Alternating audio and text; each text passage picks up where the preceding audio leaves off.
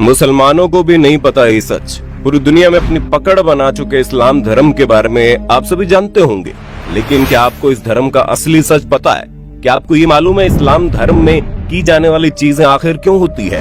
क्यों इस्लाम धर्म में लोगों को जलाया नहीं जाता बल्कि दफनाया जाता है? क्यों इस्लाम धर्म के लोग अधिकतर मांस खाते हैं? आज की हमारी वीडियो में आपके सभी सवालों के जवाब मौजूद है, जहां हम आपको इस्लाम धर्म की उस सच्चाई से रूबरू करवाने वाले हैं जिसे जानकर आपके होश उड़ जाएंगे। यहाँ तक कि बहुत से मुसलमान भी इसके पीछे का सच नहीं जानते होंगे। दोस्तों, हम अपनी वीडियो में जो भी बताएंगे वो सारी बातें तर्कपूर्ण होंगी, इसलिए कुछ भी कहने या सोचने से पहले वीडियो को पूरा देखना जरूर। दोस्तों, इस्लाम धर्म का सच जानने के लिए सबसे पहले आपको रामायण के बारे में पता होना चाहिए कि रामायण में सभी राक्षसों का वध किया गया था, लेकिन सिर्फ शूर्पणखा का वध नहीं किया गया था। उसके नाक और कान काटकर उसे छोड़ दिया गया था, जिसके बाद शूर्पणखा अपना चेहरा कपड़े से छुपाकर रहती है। रावण की मृत्यु के बाद शूर्पणखा अपने पति के साथ शुक्राचार्य के पास गई और जंगल में उन्हीं के आश्रम में रहने लगी। राक्षसों का वंश खत्म न हो, इसीलिए शुक्राचार्य ने शिव जी की आराधना की और शिव जी प्रकट हुए। शिव जी ने अपना स्वरूप शिवलिंग शुक्राचार्य को देकर कहा कि जिस दिन कोई हिंदू इस शिवलिंग पर गंगा जल चढ़ा देगा, उस दिन राक्षसों का नाश हो जाएगा। तब तक के लिए जो राक्षसों का वंश है वो इसी तरह चलता रहेगा। अब शुक्राचार्य चाहते थे कि कोई भी उस शिवलिंग तक ना पहुँचे और राक्षसों का वंश कभी खत्म न हो, इसलिए शुक्राचार्य ने डर की वजह से शिवलिंग को हिंदुओं से दूर रेगिस्तान में स्थापित कर दिया, जो आज अरब के मक्का मदीना में स्थित है। और इसलिए लोगों द्वारा कहा जाता है कि मक्का मदीना में एक शिवलिंग है जिस पर गंगा जल चढ़ाने पर पृथ्वी की पूरी कायापलट हो जाएगी। हालांकि सालों से कई सारे एक्सपर्ट इस बात से इनकार भी करते हैं, लेकिन अगर पौराणिक कथाओं की माने तो ये वही शिवलिंग है जिसे शुक्राचार्य ने हिंदुओं से बचाए रखने के लिए रेगिस्तान में छुपाया था। और इसी वजह से कोई भी हिंदू मक्का मदीना के अंदर प्रवेश नहीं कर सकता, क्योंकि अगर किसी हिंदू ने अंदर मौजूद शिवलिंग पर गंगा जल डाल दिया तो शूर्पणखा के वंशजों का विनाश हो जाएगा। शूर्पणखा जो आज उस समय अपना चेहरा ढककर रखती थी, वो परंपरा उसके वंशजों ने पूरी तरह निभाई। आज भी इस्लाम धर्म को मानने वाली औरतें अपना चेहरा ढककर रखती हैं, और ये सुनकर आपको धक्का जरूर लगेगा, लेकिन शूर्पणखा के वंशज आज मुसलमान कहलाते हैं, क्योंकि शुक्राचार्य ने उन्हें वरदान दिया। इस वजह से विशेष तौर पर मुसलमान शुक्रवार को महत्व देते हैं। इन सारी चीजों को जानने के बाद आपके दिमाग में सिर्फ एक सवाल आ रहा होगा कि आखिर इस्लाम कैसे पैदा हुआ।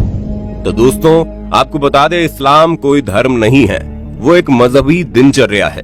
दोस्तों, वहाँ पर मजहब का मतलब होता है अपने कबीले के गिरोह को बढ़ाते चले जाना, यानी कि अपने कबीले में रहने वाले लोगों की संख्या को बढ़ाते रहना।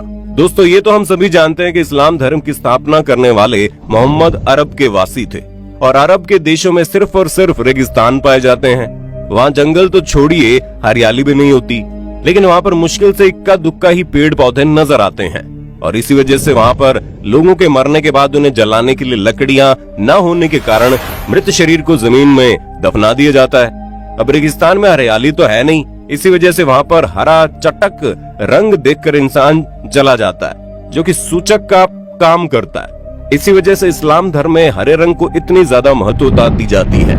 अरब देशों में पड़ने वाली गर्मी किसी की भी हालत खराब कर सकती है। वहाँ के लोग तेज धूप में रेगिस्तान में सफर करते थे, और इसी वजह से वहाँ पर लोग अपने सिर को ढकने के लिए टोपी पहनने लगे, ताकि धूप की गर्मी से वो लोग बीमार ना पड़े। और ये प्रथा आज भी चली आ रही है, जहाँ पर अरब के देशों में देखेंगे कैसे लोग अपने सिर पर कपड़ा बांध कर रखते हैं, ताकि धूप की गर्मी उन्हें नुकसान न पहुँचा पाए।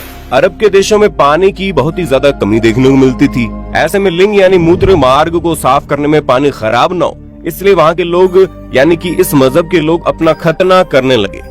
दोस्तों, खतना जो प्राइवेट पार्ट होता है उसका आगे वाला हिस्सा काट दिया जाता है, और ये चीज अभी तक चलती आ रही है। सब लोग एक ही कबीले में खाना बदोश होते थे, इसलिए आपस में भाई बहन की निकाह कर देते थे।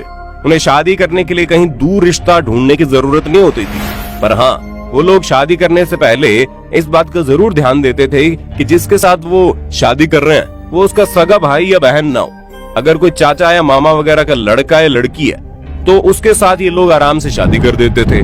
बस शर्त ये होती थी कि जिस शख्स से इस्लाम धर्म में शादी होती थी उसका जन्म आपकी माँ की कोख से ना हुआ हो।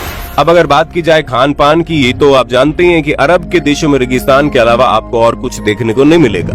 वहाँ खेती बाड़ी करना या फिर फलों को उगाकर खाना असंभव था। इसी वजह से वहाँ के लोग जानवरों को मारकर अपना भोजन बनाते थे और वही परंपरा आज तक चली आ रही है। भले ही आज हर जगह गेहूं, चावल, फल फ्रूट पहुंच सकते हैं, लेकिन फिर भी इस्लाम धर्म के ज्यादातर लोग पुराने समय की तरह ही जानवरों को मारकर खाना पसंद करते हैं। हालांकि पहले के समय में लोगों को ये पता था कि किसी भी जीव को मारना अच्छी बात नहीं होती, इसलिए वो अपनी भूख मिटाने के लिए जिस किसी भी जानवर को मारते थे उसे कुर्बानी का नाम दे देते थे। और जब जानवर की कुर्बानी की